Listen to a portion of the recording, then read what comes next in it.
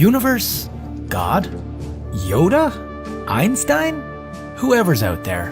What is the meaning of life? Who am I? The answers to those questions might still be contested, but if we had to boil it down to one word, it would be genes. How would you describe yourself in one word? Do you hate being labeled? Do you cringe at being misunderstood? You're not alone. Did you know that you have more than 20,000 genes in your DNA? So, who wore it better? Well, it's hard to compare, since everyone's genes are unique. Sort of. Let's think about genes for a second.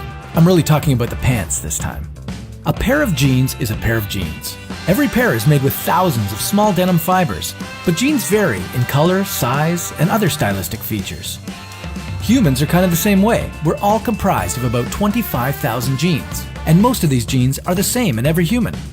Thousands and thousands of genes account for our similarities to each other, but only 0.1% of them make us unique. So what do you think makes you, you? Chromosomes are made from coiled molecules of DNA, which are in turn made up of smaller sequences of DNA called genes. Genes not only determine your unique traits and physical characteristics, but they also generate specific proteins to build, regulate, and maintain your body. These proteins are responsible for bone growth, muscle movement, digestion control, circulation, and much more. Genetic researchers are still working to identify which genes are in which pairs of chromosomes, but what we do know is that your chromosomes vary in size and in function. For example, your largest chromosome is called chromosome 1, and it accounts for 8% of all your DNA cells. In total, humans have roughly 10 trillion DNA cells, and if you were to line them all up, they'd stretch from the Earth to the Sun 100 times. A sperm cell carries 23 chromosomes, and an egg cell carries 23 chromosomes. They each have their own respective genetic information, accounting for certain traits like hair color, eye color, height, wingspan, temperature control, X-ray vision, superhuman strength.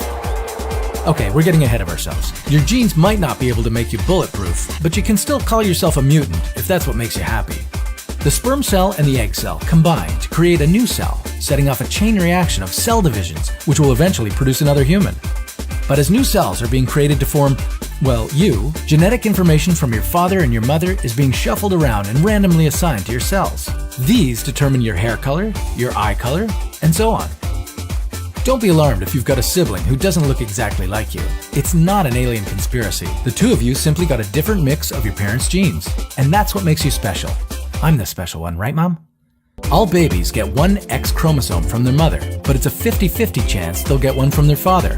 The father carries both X and Y chromosomes. If the X gets passed on, congratulations, you were born female. If you're a male, that means your father's Y chromosome combined with your mother's X chromosome to make you. So, there's the birds and the bees. But you don't always have to look to the sky for answers. Sometimes the answer's right in front of you. That is, if you're in front of a mirror, or your parents, or a computer.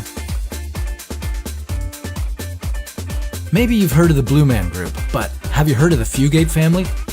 The Fugates lived in a very remote area of Kentucky, where inbreeding and a rare genetic condition called metemoglobinemia resulted in a family of people with blue-tinged skin. Genes, right?